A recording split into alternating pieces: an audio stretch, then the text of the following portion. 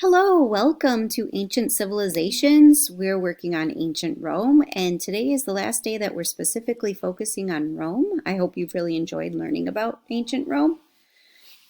Today, you are going to go to Nearpod on your app on your iPad, and you're going to explore the famous Colosseum of ancient Rome. And here's a picture of it. Please type in this Nearpod code to get into the Nearpod and learn about the Colosseum. If I were you, it would be great to take out a piece of paper and write this code on your paper.